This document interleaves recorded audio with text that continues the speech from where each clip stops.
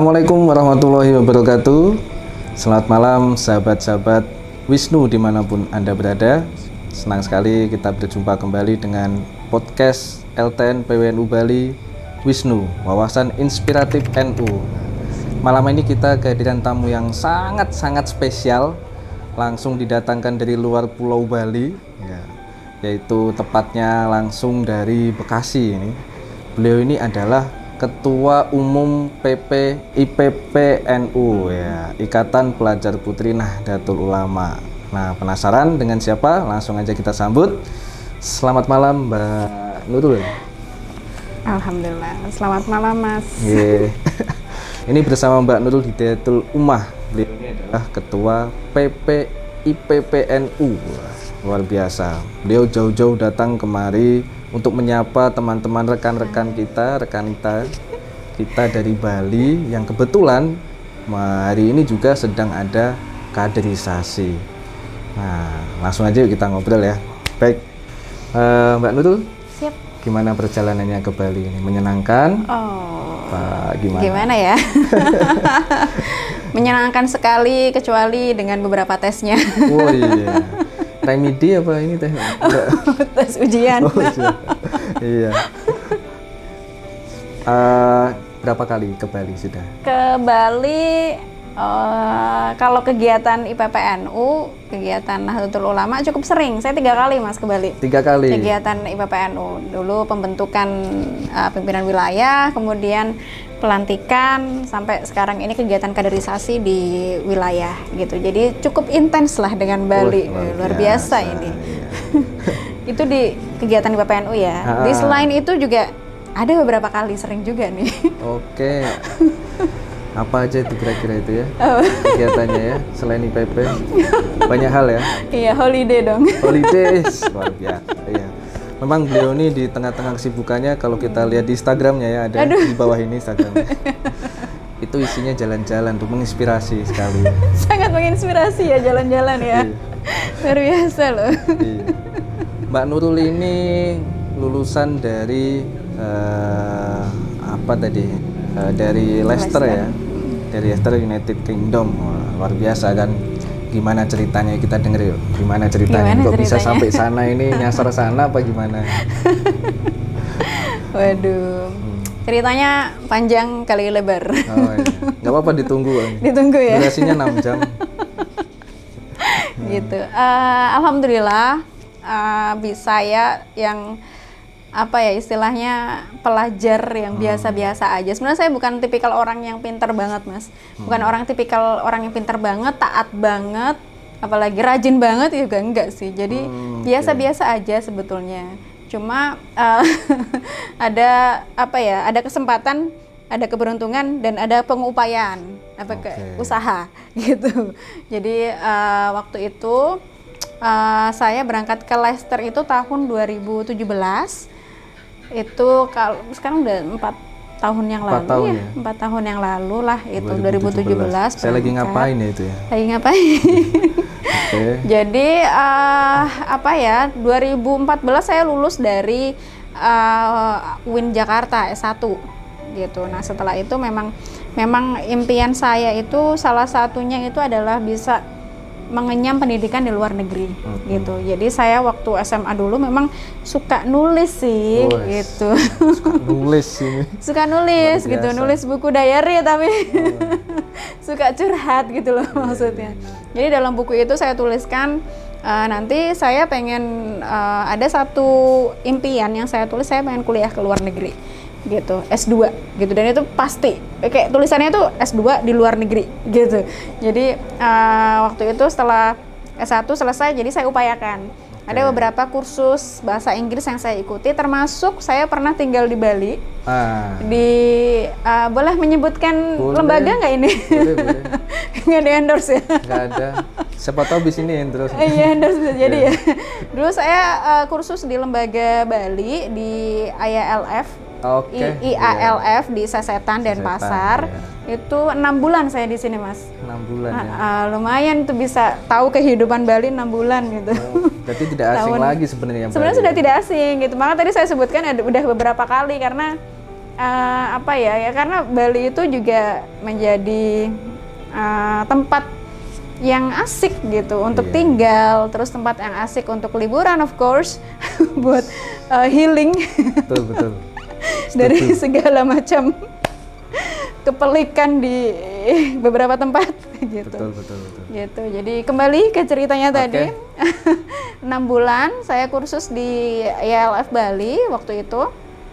Dan tentu belajar bahasa Inggris ya Mas, bahasa Inggris, kursus dan lain-lain, karena kalau mau berangkat ke luar negeri itu memang harus ada bekal bahasa Inggrisnya gitu. Ada ini nggak TOEFL ya? IELTS. Oh, IELTS. Pakai IELTS, pakai nilai gitu. Jadi standarnya itu 6,5. Nah, sedangkan untuk mencapai standar itu kita tuh harus benar-benar, apalagi saya yang dari pesantren gitu, pesantren yang pesantrennya sebetulnya tidak terlalu salafi dan tidak terlalu modern, jadi yang tengah-tengah, dan itu language-nya itu ya bahasa Jawa dan bahasa Indonesia, bukan second language-nya bukan bahasa Inggris gitu. Jadi waktu kursus bahasa Inggris emang agak babak belur Mas gitu. Belajar bahasa Inggris mati-matian, akhirnya setelah kursus dari sini itu saya belum lulus juga tuh. Begitu ya. Sedih, perjalanannya panjang guys, masih panjang banget perjalanannya. Jadi setelah kursus dari Bali itu saya belum dinyatakan lolos untuk bisa berangkat ke luar negeri, karena IELTS saya waktu itu cuma 6,0, kurang 0,5 aja itu, kurang dikit aja. Kan kalau di Inggris itu, di luar negeri lah, let's say itu tuh strict banget. Kalau misalnya kamu kurang nilai sekian ya kurang, tetap nggak bisa nggak bisa dinego gitu, sangat ketat sekali. Jadi setelah dari Bali kursus 6 bulan, saya akhirnya ambil kursus di beberapa tempat, pernah di Bandung, pernah di Pare, Kediri, pernah di Jakarta juga. Itu sampai akhirnya 3 kali tes IELTS saya baru dapat nilai 6,5 itu. Sebuah perjalanan yang sangat luar biasa gitu. Jadi akhirnya bisa ke ini. Akhirnya bisa berangkat gitu, karena tadi IELTS tadi, karena benar-benar gini deh, sebetulnya santri itu juga harus dibekali bahasa gitu ya, karena ini juga untuk menunjang keberlangsungan hidupnya setelah selesai dari pesantren gitu. Karena kalau di pesantren sendiri ada ini ya, sebenarnya ada pelajarannya. Sebenarnya ada, cuma memang belum difokuskan sama basic bahasa Inggris. Kalau misalnya IELTS itu kan harus benar-benar kita tahu grammarnya, kita bisa pronunciation, berbicara, kemudian reading, menulis, writing, speaking, itu harus betul-betul standarnya tuh tinggi gitu. Jadi kalau basic aja masih belum bisa melampaui. Gitu. Tapi luar biasa loh, berangkat dari pondok yang bisa dibilang tidak modern-modern amat ya, dan tidak salafi amat, hingga sampai ke Leicester. Yang suka Leicester City angkat tangan. Iya. Sebelumnya di UIN Syarif Hidayatullah. Iya, UIN Jakarta. Itu gimana perjalanannya? Gampang? Standar? Standar nggak gampang, dan ya nggak gampang tentu. Jadi semua perjuangan ya? Seluruhnya butuh perjuangan gitu. Jadi dulu waktu lulus aliyah, saya lulus aliyah itu di tahun 2010 lulus aliyah di Lamongan, Jawa Timur, mondok di sana.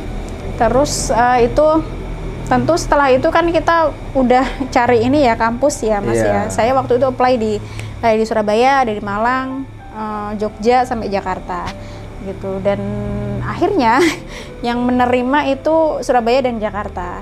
Nah, entah kenapa saat itu saya memilih Jakarta karena balik lagi ke saya suka nulis diary. Jadi waktu di pondok pesantren itu saya tuliskan semuanya. Jadi saya pengen kuliah di Jakarta, gitu. Saya tulis di buku diary. Sekarang masih ada, tapi nggak usah tahu, nggak apa-apa. Terus saya setelah itu pengen kerja di kerja di kementerian, gitu. Terus setelah itu pengen kuliah S2 di luar negeri. Itu literally saya tulis di buku diary saya waktu aliyah gitu, waktu aliyah kelas 3 kalau nggak salah mau menjelang lulus ini ya, mau menjelang karena ya nggak tahu ya, saya kepikiran aja gitu. Mas, saya tuh kalau apapun suka saya tulis gitu, apapun itu bentuk curhat, bentuk jurnal, tulisan opini-opini dan lain-lain. Menjadi motivasi. Akhirnya tulisannya menjadi motivasi, dan pada akhirnya waktu 2010 itu akhirnya saya kuliah di Jakarta. Gitu. Nah, UIN Jakarta. Setelah selesai kuliah di Jakarta, saya ingat lagi tuh buku saya gitu Mas, diary saya. Dilanjutin lagi? Dilanjutin, saya waktu itu bekerja di kementerian juga. Kementerian Desa, Daerah Tertinggal dan Transmigrasi saat itu. Jadi sudah terchecklist di 2 gitu. Yang terakhir pengen S2 ke luar negeri, dan alhamdulillah sudah terchecklist juga. Makanya itu the power of dreaming ya Mas, kalau saya bilang ya. The power of dreaming, the power of writing. Ya, menuliskan impian. Terus the power of usaha dan kemauan, tekad dan lain-lain ya, agar apa yang kita tuliskan di situ itu menjadi menjadi mantra atau menjadi tujuan lah istilahnya. Kalau sebenarnya kalau misal dalam apapun ya, dalam ilmu manajemen atau ilmu organisasi dan lain-lain, itu pasti kan kita punya visi ya. Visinya itu pengen apa. Nah, cara untuk mencapai visi itu kan tentu ada misi-misi tertentu yang harus kita laksanakan. Nah, itu saat itu saya sebetulnya nggak pintar-pintar amat dalam ilmu manajemen gitu. Cuma ya saya tulis aja itu, saya tulis kayak pengen gini. Akhirnya ya alhamdulillah dengan upaya yang luar biasa, babak belur gitu, dan juga doa tentunya. Jadi itu akhirnya tercapai gitu. Dan saya tuh punya moto ya. Jadi kayak ketika kamu bekerja 100%, berusaha 100%, doamu harus 101%. Gitu. Doa lebih besar ya? Doa lebih besar porsinya. Ya, karena apapun nanti yang menentukan di atas. Kan menentukan di atas. Kita mengetuk pintu-pintu langit gitu. Pintu langit ya. Jadi tetap sekeras apapun kita usaha, sekeras apapun kita berupaya, harus didorong dengan doa yang super. Pray extra harder. Jadi motonya itu luar biasa. Pray extra harder lah. Bahasa Arab gitu. Bahasa Arab. Bahasa Arab, bukan bahasa Jawa. Bahasa Jawa. Kayak work hard and pray harder. Gitu. Siap. Menariknya itu dari pondok, kemudian MA, Madrasah Aliyah. Madrasah Aliyah ini kadang-kadang dipandang sebelah mata. Tapi lihat nih hasil nih, sampai UK. Saya yang SMA negeri. Oke. Lanjut. Boleh. Sudah mulai kenal organisasi sejak kapan? Sejak SMA. Sejak SMA ya. Sejak Aliyah. Sejak Aliyah. Gitu. Apa itu organisasi yang pertama diikuti? Yang pertama saya ikuti itu ada semacam organisasi social science sama organisasi literasi gitu. Waktu itu karena sebetulnya saya itu tipikal orang yang introvert, Mas. Sangat ya sama pokoknya kayak saya sih introvert. shy cat lah. Malu-malu kucing gitu lah. Shy cat. Jadi introvert dan agak suka kurang bersosial dan bergaul. Gitu. Jadi waktu SMA kenapa saya pilih organisasi yang semacam literasi dan lain-lain itu karena kalau kita menulis itu ya kita bekerja dengan hening gitu. Kayak ya kalau misalnya menulis kan butuh inspirasi dan kita butuh kayak ketenangan dan akan tercipta tercipta ide-ide muncul itu dengan keheningan. Nah, saat itu tuh emang saya kurang suka bersosial, terus juga introvert juga. Jadi saya memilih organisasi yang sekiranya cocok buat saya gitu. Nah, dari situ. Terus padahal di sekolah kan sebenarnya ada OSIS ya, ada tapi apalagi juga banyak gitu. gitu. Di OSIS-nya itu enggak ikut? Enggak, saya enggak ikut karena OSIS ya karena ya OSIS ya masih OSIS sih dulu. Karena OSIS itu dulu itu cuma ya waktu itu kelas tahun 2000, 2007, 2010 lah. Itu cuma orang-orang yang menurut saya itu yang ekstrovert, yang suka bergaul, suka kenal banyak orang, sedangkan saya itu yang biasa-biasa aja sebenarnya, kayak cupu lah istilahnya gitu. Jadi tetap milih organisasi tapi yang sesuai dengan keinginan saya gitu, dan saya menemukan di literasi. Literasi, ya. Gitu. Emang kalau menulis tuh kita bagikan raja ya, bagi diri kita sendiri. Diri sendiri. Luar biasa. Dari literasi kemudian bisa menggapai cita-citanya.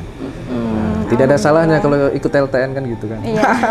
Sip, Wow. lanjut. Masuk. Kalau di IPNU-nya sendiri, PPNU-nya, nah, itu mulai kapan? Kalau di IPPNU sebetulnya kenalnya itu mulai dari aliyah. Aliyah. Dari aliyah Lebih itu udah dulu kenal. yang literasinya apa IPP-nya? Lebih dulu organisasi sekolahnya. Sekolahnya ya. Gitu. Oh ya, ini ekstra ya. Iya, ini ekstra karena ekstra ya, ekstra apa sekolah gitu kan, ekstra kurikuler sekolah. Dan waktu di pesantren kan ini ya apa, kita terbatas waktu sebetulnya untuk bisa mengikuti organisasi ekstra gitu. Jadi ya kita harus berusaha sedemikian rupa agar bisa mengikuti. Tapi saat itu memang saya belum begitu masuk ke kepengurusan dan macam-macam, cuma ikut beberapa event yang diadakan oleh pimpinan komisariat saat itu pondok pesantren di sekolah saya gitu. Jadi cuma mengikuti yang hal-hal formalitas aja. Oh, formal gitu. aja. Itu kenalnya 2009 lah, mau selesai aliyah.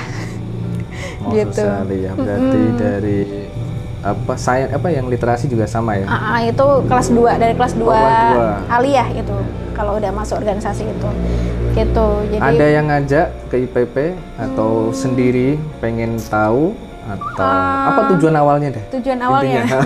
tujuan awalnya sebenarnya pengen dapat ini teman baru, Teman baru ya. jaringan teman baru gitu. Dan waktu itu terwujud ketika keinginan saya itu terwujud waktu ketika S1 masuk tahun 2010 gitu. Soalnya 2009 masih di aliyah, masih di sekolah, karena pergerakannya belum begitu leluasa karena di pondok pesantren, terus harus mempersiapkan ujian nasional juga waktu itu. Jadi ikut IPPNU-nya baru setelah masuk S1 di kampus UIN Syarif Hidayatullah Jakarta. Oh, itu lebih aktifnya ya. Lebih aktif, masuk pengurus, jadi ketua pimpinan anak cabang saat itu. Cabang. Terus sekretaris cabang. Nah, jadi jajaran ketua di pimpinan wilayah sampai dengan pimpinan pusat. Oh, luar biasa. Gitu. Memang Dari hierarkinya tahun berapa berarti itu? 2010 kalau 2010 aktif ya? di IPPNU. 2010, selisih berapa tahun naik lagi jadi PC? Dari pimpinan cabang sekretaris saat itu di Tangerang Selatan. Tangerang Terus Selatan. setelah itu naik lagi di pimpinan wilayah Banten. Jadi Banten. ya salah satu ketua di sana. Terus naik lagi di pusat. Waktu itu masih jadi sekretaris di pusat sampai Sekretaris utama ya? enggak, sekretaris, jajaran sekretaris. Jajaran sekretaris. Terus setelah Kongres Cirebon kemarin ya terpilih menjadi ketua umum. Sampai gitu. Sampai tahun 2022. 2022. Bentar lagi ya. Bentar lagi. Iya, luar biasa. Tapi kan pas sempet ke UK itu posisi masih jadi apa di IPP itu? Di PPNU waktu di UK saya menjabat jadi wakil sekretaris. Jajaran sekretaris. Wilayah? Pusat. Pusat? Udah di pusat tahun 2017. Karena kan saya betul-betul berproses dari tahun 2010 ya Mas. 2010 sampai akhirnya ke tahun 2017 itu kan udah jangka 7 tahun. Jadi kayak butuh 7 tahun lamanya untuk bisa menjadi pimpinan pusat gitu, sampai terakhir kemarin terpilih jadi ketua umum. Jadi benar-benar benar-benar hierarki organisasi itu it does really matter gitu. Jadi penting banget ya untuk buat menunjang skill kita baik dari SDM maupun dari intelijen dan lain-lain gitu. Kalau kaderisasinya kan pasti ikut ya? Pasti. Itu dari awalnya dari tahun berapa? Awalnya saya ikut kaderisasi itu tahun 2010 itu. 2010. Makesta kan. Makesta, Lakmut, Lakut. Nah, terus beberapa kaderisasi informal juga akhirnya bisa gitu. Kalau selesai dari ketua IPP, apa tingkatan selanjutnya? Apa pindah Pindah ke mungkin Fatayat atau Muslimat gitu. Atau apa ini? Kalau saya sendiri, saya karena sekarang sudah terjun dalam organisasi, tentu nanti setelah selesai dari PPNU tentu masih pengen berorganisasi, apapun nanti organisasinya gitu. Yang penting ini berkecimpung di organisasi IPPNU itu sebetulnya sangat membentuk diri kita ya Mas, sangat membentuk karakter building kita gitu. Jadi ketika misalnya selesai jadi IPPNU misalnya, kalau misalnya tidak bergabung di satu komunitas atau organisasi atau simply manage something gitu, memanage sesuatu, itu kayaknya ada yang kurang ya, hilang, ada yang kurang gitu ya. Saya sih pengennya nantinya pengen tetap berorganisasi, apapun organisasinya, ya baik di level Nahdlatul Ulama maupun level social community yang lain-lain gitu. Kemudian next nih, kalau dilihat dari profilnya masih single loh ini. Kenapa? Apakah kalau di IPP tidak boleh menikah dulu? Ini biar tahu ya. Aduh. Banyak yang nanya. Banyak yang nanya ya. Sebetulnya kalau di di peraturan IPPNU sendiri itu sebetulnya ya tidak melarang untuk sudah berpasangan atau sudah menikah atau dan lain sebagainya gitu. Karena ya selagi kita masih bisa tetap mengurus organisasi, terus bisa mengurus yang lain-lainnya, itu hal-hal yang wajar saja gitu dikerjakan gitu. Tapi dalam peraturan PDPRT, PPOA, IPPNU dan lain-lain memang tidak melarang untuk memiliki pasangan, partner in life gitu. Tapi memang itu that's a choice ya, itu pilihan ya Mas ya. Pilihan dan juga takdir dari Allah Subhanahu wa taala. Jika memang belum bertemu jodohnya ya kita berdoa. Mohon doanya ya netizen. Selama perjalanan dari 2010 sampai dari 10 tahunan lebih ya. Iya. Ada nggak hal yang sangat berat sekali di IPP, yang sulit sekali gitu? Ada nggak kira-kira menemukan nggak hal-hal yang tersulit, entah itu bagi waktu atau ada kendala apa gitu? Barangkali bisa sharing? Oh iya, mungkin yang tersulit itu adalah bagian dari mengakomodir dan memanage SDM ya Mas, gitu. Karena tidak semua orang itu memiliki pemikiran yang sama kayak kita. Ketika kita menjadi pemimpin atau menjadi PIC dalam skala organisasi maupun skala event dalam organisasi, itu memang harus mengakomodir semua SDM, harus mengakomodir semua opini dan lain-lain. Nah itu kadang itu menjadi poin yang sulit untuk kita sebagai human being ya, sebagai manusia, untuk kadang bagaimana untuk mempertahankan egonya atau membiarkan egonya untuk kepentingan organisasi.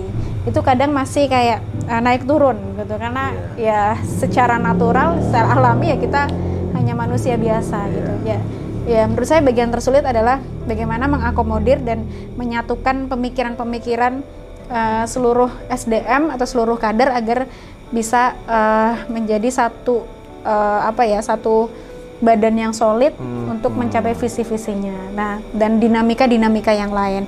Nah, sebetulnya ini adalah problematika dari saya rasa tidak hanya dari PPNU gitu. Jadi beberapa komunitas, organisasi tentu agak struggling ya untuk manage SDM ini. Jadi kalau nggak kita mengorbankan sesuatu ya kita harus menahan ego kita untuk tidak menjadi perpecahan yang sangat besar. Ya mungkin itu yang sulit, dan sampai sekarang ya kita masih belajar terus bagaimana cara memanage waktu, memanage SDM dan meredam ego-ego agar organisasi tetap bisa berjalan sebagaimana mestinya. Gitu. Nah, ini dari MA, kemudian kuliah, kemudian sempat kursus, kemudian keluar negeri. Itu kalau dilihat secara kasat mata, itu sibuknya luar biasa gitu. Tapi masih bisa mengurus IPPNU. Iya, alhamdulillah. Apa yang menguatkan di situ? Yang menguatkan apa dari ya? teman-temannya, rekan-rekan Ita mungkin mensupport. Yang menguatkan tentu ini ya, apa ya, nama besar dari Nahdlatul Ulama. Sebetulnya. Ini luar biasa. Besar sekali. Enggak, karena apa ya, ketika apa ya, dalam kehidupan itu kita nggak selalu harus bekerja terus kayak apa, nggak harus sampai mengejar sesuatu tuh sampai betul-betul sampai betul-betul ya apa ya, kehilangan akal dan lain sebagainya gitu. Kalau di Nahdlatul Ulama, kalau saya tuh sebagai pengabdian gitu Mas, pengabdian untuk sebagai tempat pulang juga, karena di dalamnya kan terdapat para tentu SDM yang memiliki visi yang sama ya untuk membesarkan Nahdlatul Ulama, terus untuk lebihnya untuk bisa saling berkehidupan yang aman, damai gitu dengan dengan nilai-nilai Aswaja An-Nahdliyah tentunya.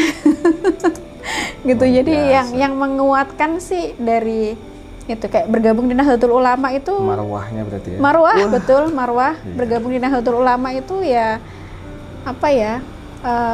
Jadi satu ladang pahala, ya ladang amal lah istilahnya gitu untuk untuk bisa mengikuti para ulama-ulama pendahulu, dan juga sebetulnya misi Nahdlatul Ulama ini sangat luar biasa gitu untuk mengakomodir umat untuk tetap bisa menjaga NKRI gitu, menanamkan nilai-nilai keagamaan dan juga toleransi gitu. Jadi kalau misalnya kita sekarang berbicara soal anak-anak muda ya harus tahu nilai-nilai tersebut gitu. Betul. Orang tua gimana? Mendukung, orang bangga? Artinya ketika ikut IPP itu gimana? Atau mendukung atau bangga atau apa? Atau ada pesan-pesan khusus? Pesan-pesan. Ya sebetulnya saya lahir dari keluarga yang ya sangat biasa gitu. Artinya keluarga saya bukan aktivis, bukan juga pemuka agama dan lain sebagainya. Tapi alhamdulillah keluarga saya ini supportnya luar biasa gitu. Ketika saya melakukan hal-hal yang positif, hal-hal yang bisa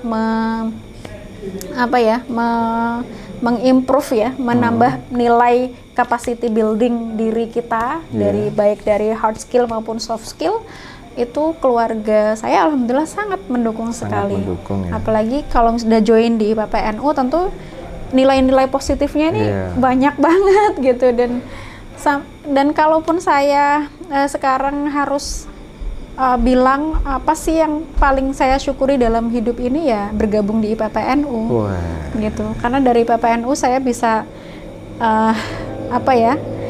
bisa melakukan banyak hal istilahnya, bisa kenal dengan banyak orang, sampai bisa kuliah ke luar negeri itu karena ber-IPPNU. Kalau nggak ber-IPPNU saya nggak tahu akan dapat info-info seperti beasiswa, kenalan dengan banyak awardee, banyak penerima beasiswa. Itu kalau tidak berorganisasi, saya akan tetap menjadi si introvert tadi yang yang menyendiri, yang tidak suka bersosial, yang cupu sendiri gitu aja. Kutu buku ya. Kutu buku gitu aja gitu. Jadi IPPNU memberikan kontribusi yang sangat besar dalam hidup saya sampai saat ini. Luar biasa. Ini ada penghargaan ya, the best. Mana tadi? The best. Dissertation ya, of School of Media Communication, United Kingdom. Itu gimana? Itu bisa itu perjuangannya. Iya, lagi-lagi ya saya ngurangi jatah makan, jatah tidur. Gini, ya saya itu sebenarnya golongan mahasiswa yang biasa-biasa aja. Gitu. Jadi kayak nggak pintar banget, ya nggak alim juga nggak alim banget gitu. Nggak sok sibuk, nggak sok sibuk, nggak bukan aktivis banget, kayak yang tengah-tengah gitu aja, yang tengah-tengah gitu. Cuma kalau misalnya saya punya keinginan, itu memang harus saya kejar, fokus untuk mewujudkan gitu. Nah tapi pas the best dissertation itu juga di luar kendali saya sebetulnya, Mas. Saya juga kaget, wow, Nurul bisa dapat the best dissertation. Apakah keberuntungan atau tapi enggak sih kayaknya? Enggak juga memang sih. dari skillnya sih. Enggak juga, karena di sana penilaiannya itu sangat strict, sangat strict sekali gitu. Jadi apa yang saya lakukan saat itu adalah saya tipikal studyholic.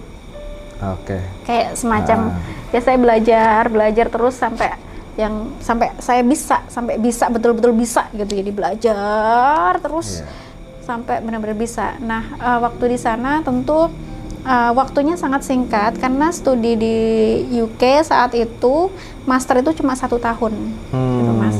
Jadi harus betul-betul kerja rodi banget. Harus selesai itu ya? Kalau nggak selesai apa konsekuensinya? Kalau nggak selesai ya, kalau misal disertasinya fail, gagal ya mengulang lagi. Gitu. Atau kalau misalnya nggak mau diulang ya pulang saja, nggak dapat apa-apa. Gitu. Jadi sekejam itu, gitu. Dan lanjut ke disertasi tadi, yang saya lakukan adalah mengawalkan amaliyah Nahdlatul Ulama. Ada amalannya nih. Apa bisa dibagi amalannya? ya seperti biasa, beribadah wajib ya, 5 waktu. Sunnahnya juga ya, kalau saya tipikal sunnahnya yang nggak rajin-rajin banget gitu. Kalau misalnya ada waktu ya saya mengerjakan sunnah. Cuma yang saya banyaknya adalah sholawat saat itu sih, Mas. Ya, sholawat dan keyakinan ya, sugesti untuk bisa lulus. Sebetulnya saya nggak muluk-muluk sih untuk bisa lulus disertasi. Jadi kalau di Inggris itu ada tiga tahapan nilai. Ada beberapa lah. Yang pertama itu PASS. PASS itu ya lulus aja. Kalau misalnya di Indonesia nilainya ya 60 lah, let's say. Gitu. Standar. Iya 60 ya segitulah. Nah, kalau selanjutnya ada merit. Merit itu yang ya 65 lah. 65 itu merit. Gitu. Terus kemudian 65 sampai 70. Kemudian ada distinction. Distinction itu yang cum laude lah istilahnya ya. Yang cum laude yang di Indonesia paling ya IPK-nya 3,5 gitu. Kalau distinction itu nilainya 70 sampai 75 lah istilahnya gitu. Ada high distinction. Itu yang tertinggi sampai 80 sampai 90 gitu. Dan ya alhamdulillah saya dapat dinilai 82 waktu itu. Gitu. Jadi ya itu saya rasa ya kekuatan sugesti sebetulnya, sugesti untuk tetap bisa berpikir positif. Terus tidak lupa juga ditunjang dengan doa tadi, work hard, pray harder. Banyak sholawat. Gitu, banyak sholawat, banyak ya pokoknya sugesti keyakinan bahwasanya kita pasti lulus. Sebenarnya aku nggak muluk-muluk sih sebenarnya kalau pas disertasian itu ya tesis ya. Kalau di sana bilang disertasi, tapi di sini S2 kan tesis gitu. Kalau di Inggris dibalik. Justru kalau S3 tesis. Gitu. Tapi di sana disertasi sebutnya. Pas disertasian ya itu saya tuh cuma pengennya tuh cuma ya Allah, aku cuma pengen lulus aja gitu. Aku sebetulnya nggak meminta lebih gitu. Tapi ya tetap dijalankan dengan tetap berusaha, sepenuh hati berusaha, rajin membaca, mengerjakan dan lain-lain ya. Ya aku nggak tahu, pertolongan Allah itu luar biasa. The best dissertation of communication ya. Iya, School Median Communication. Berangkatnya dari mengamalkan amaliyah wajib. Tadi Yasin tahlil. Yasin tahlil ya penting. Iya benar penting. Sholawat ya banyak. Sholawat, sugesti, penting sugesti dan rajin. Ada nggak sosok penting yang menginspirasi atau yang mendorong atau yang berpengaruh banget di kehidupannya rekanita Nurul? Apa ya, sosok banyak banget sosok-sosok yang menginspirasi itu banyak banget, apalagi bukan sosok astral apa nih apalagi sosok dari kalangan Nahdiyin gitu ya, kayak ya beberapa kiai-kiai yang sangat luar biasa kiprahnya, gitu. Terus kalau misalnya apa ya, kalau perempuan itu juga banyak, ada Bu Umroh Mahfudho, itu beliau pendiri IPPNU, itu juga menjadi salah satu sosok yang luar biasa, inspirator juga. Di samping beliau waktu itu adalah pioner ya, pendiri PPNU, juga merupakan apa ya, ibu rumah tangga ya, seorang ini juga orator, seorang akademisi, seorang aktivis dan lain sebagainya. Itu yang membuat saya ya harus bisa ya. Menirukan kiprah beliau. Dan masih banyak lagi tokoh-tokoh yang lain yang sangat menginspirasi tentunya. Iya, gitu. Ini kayaknya terakhir deh. Terakhir ini ada nggak nih pesan-pesan untuk rekan kita junior? Oh, junior. Mungkin sekarang masih duduk di MA, ada Salia, bisa sampai keluar negeri kan? Siapa tahu ya. Iya, insya Allah. Alhamdulillah. Tetap pesan-pesannya adalah pokoknya kerjakanlah sesuatu yang yang menjadi passion rekanita, yang jadi keinginan rekanita semua, dan itu juga harus dikerjakan dengan sepenuh hati. Terus apalagi ya, kalau misalnya teman-teman masih SMA nih, mumpung masih SMA, mumpung masih aliyah atau mungkin masih SMP, MTS dan lain sebagainya, harus betul-betul ini ya, untuk mengasah kemampuan diri gitu. Apapun kemampuan rekanita semuanya, apapun kecondongan rekanita semuanya. Kalau rekanita suka nulis, lanjutin nulisnya. Kalau rekanita suka bahasa, lanjutin bahasa komunikasinya. Kalau suka ngaji, qori, lanjutkan, karena itu akan menjadi masterpiece istilahnya. Masterpiece itu kelebihan kita, karena kita akan hidup di zaman yang silih berganti gitu, dan terus berubah, tren-trennya terus bergerak. Kalau kita nggak memiliki keahlian, kalau kita nggak memiliki spesifikasi, kayak istilahnya kalau dalam dokter itu kan ada dokter ahli apa gitu. Jadi betul, kita harus punya keahlian gitu. Misalnya rekanita semuanya dari mulai SMP, SMA ini punya keahlian, let's say menulis ya, itu udah diinin aja, ditekunin gitu. Karena dengan kita menekuni apa yang kita bisa dan apa kita sukai, itu akan menjadi hal positif dan akan menjadi keahlian pada nantinya gitu. Dan jangan lupa untuk mengikuti organisasi. Ini penting banget untuk mengikuti organisasi. Karena apa? Karena dalam organisasi itu kita itu belajar banyak banget hal gitu. Kita belajar berorganisasi itu belajar manajemen ya, manajemen waktu, manajemen konflik, manajemen diri gitu, manajemen ego dan lain-lain gitu. Terus di situ juga kita dapat jaringan artinya jaringan itu ya teman, ya komunitas organisasi lain, kemudian apalagi ya, benefit lain gitu. Jadi dari organisasi, dari suatu perkumpulan kan kita akhirnya bisa pikirannya lebih terbuka gitu ya, lebih pecah pikirannya, open minded istilahnya gitu. Bahasa Inggris bagus. Lebih terbuka untuk tetap bisa membuka diri, karena practice makes perfect gitu. Kayak kalau kita praktek setiap hari, kita hidup di lingkungan yang positif, di lingkungan yang sangat support, itu kita akan keluar dengan sosok SDM, sosok jiwa yang juga memiliki kapasitas lebih gitu. Jadi mumpung masih MTS, aliyah, SMP, SMA, pokoknya yang pertama kapasitas diri harus tetap dinaikkan ya, dengan passion dan juga karakteristik teman-teman, rekan-rekan kita semuanya. Terus jangan lupa untuk berorganisasi, itu penting banget untuk menambah jaringan, membuka pikiran, dan juga menambah wawasan yang lebih luas gitu. Dan yang terakhir, jangan lupa untuk attitude, memperbaiki etika, attitude, tata krama, adab dan lain-lain gitu. Karena ya itu yang menjadikan ciri khas bangsa kita ya Mas. Bangsa Indonesia itu memiliki etika yang bagus, yang baik gitu, yang friendly, yang ramah, dan yaitu jangan dihapuskan, karena anak-anak muda saat ini kalau misalnya tidak diberikan pengetahuan soal akhlak, soal attitude, adab, ini mereka akan terbawa oleh kerasnya zaman. Jadi semua serba cepat tapi melupakan akhlak gitu.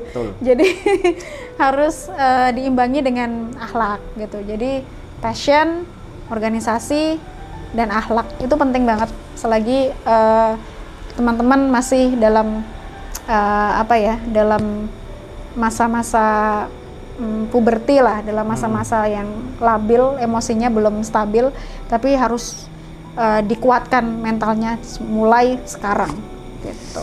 Iya, luar biasa lo pesan-pesannya lo. Jadi memang kita ini harus berorganisasi ya. Penting itu. Penting, organisasi penting. Tadi yang menarik itu adalah bagaimana beliau ini mendapat beasiswa karena ikut organisasi. Organisasi, betul. Kalau nggak ikut IPP mungkin jadi orang yang introvert. Iya, introvert tetap dengan sosial. Di pojok bawa buku sendiri gitu, nulis gitu aja, nggak kenal siapa-siapa. Nggak kenal siapa-siapa. Nah, itulah terkadang kita harus bisa membagi waktu. Nah, itu kadang susah bagi waktunya katanya. Ya emang iya sih. Iya. Tapi nyatanya memang bisa dibuktikan. Dan tidak selamanya MA itu madrasah aliyah itu tertinggal. Ini buktinya sampai Leicester City. Leicester City lagi disebut. Leicester City. United Kingdom. Bola dong. Iya, luar biasa. Ya sebenarnya masih banyak hal sih yang pengen kita obrolkan. Saya juga banyak hal yang pengen kita sampaikan juga. Tapi berhubung waktu yang terbatas dan juga perlu istirahat juga, jauh-jauh dari mana tadi ya? Dari Jakarta. Di Jakarta ya. Kemudian besok katanya sudah mau ke Medan juga ya? Geser. Luar biasa. Sehingga pada akhirnya waktulah yang memisahkan kita. Mudah-mudahan ini menjadi silaturahmi yang terus berlanjut, tidak hanya hari ini saja. Hari ini mungkin kita berjumpa dengan Ketua Umum IPPNU. Mungkin next beliau datang ke sini sebagai menteri kan. Amin kan. Amin. Atau sebagai tokoh yang lain, atau mungkin presiden gitu ya. Luar biasa. Karena beliau ini adalah salah satu sosok yang kelak akan menjadi sukses lah. Amin. Mohon doanya. Iya. Baik, Mbak Rekanita, terima kasih banyak atas waktunya loh. Jauh-jauh ya di Jakarta ke sini. Mudah-mudahan acaranya lancar semuanya. Amin. Sukses semuanya dan mohon doanya bagi kita semua yang ada di Bali ini, terutama untuk rekan-rekan Nita. Siap. Yang saat ini lagi gencar kaderisasi. Memang Ketua IPPNU Balinya ini luar biasa. Luar biasa ya. Luar biasa. Beliaunya aktif sekali. Sangat aktif. Organisasi, melakukan kaderisasi untuk memunculkan sosok-sosok baru. Betul, penting gitu. Teman-teman pelajar wajib ikut organisasi. Wabil khusus IPNU atau IPPNU ya. Nanti setelah, karena masih pelajar pondasi ya, pondasinya harus kuat dulu. Harus kuat, betul. Kedepannya baru tetap menjaga aswajaan nanti ya. Terakhir, teman-teman sekalian jangan lupa untuk selalu menulis. Tadi sudah disampaikan. Berawal dari literasi loh, sampai dengan saat ini luar negeri luar biasa. Itu artinya kita ayo Mas LTN. Ayo Mas LTN ya. Memang nulis itu bisa di mana aja. Kalau dulu mungkin diary ya, masih ini diary. Kalau sekarang sebenarnya di status kan sudah bisa dikumpulkan semuanya. Bisa jadi buku. Apalagi Facebook tuh baik hati sekali, dia selalu mengingatkan status kita dari tahun-tahun sebelumnya. Iya, dan Facebook itu tidak unlimited ininya. Unlimited words-nya. Iya. Kalau Twitter kan masih kayak terbatas limit sekian gitu. Facebook kayak nulis buku pun bisa kayaknya. Bisa. Ya, itu dia. Sehingga nggak apa-apa menulis status apapun. Nanti diingat-ingat kembali apa yang jadi target kita. Betul. Oke, selalu semangat. Belajar, berjuang, bertakwa. Sekali lagi terima kasih atas kehadirannya. Bila ada salah atau kurangnya, kami mohon maaf yang sebesar-besarnya. Khairul kalam, wallahul muwaffiq ila aqwamit thoriq. Assalamualaikum warahmatullahi wabarakatuh.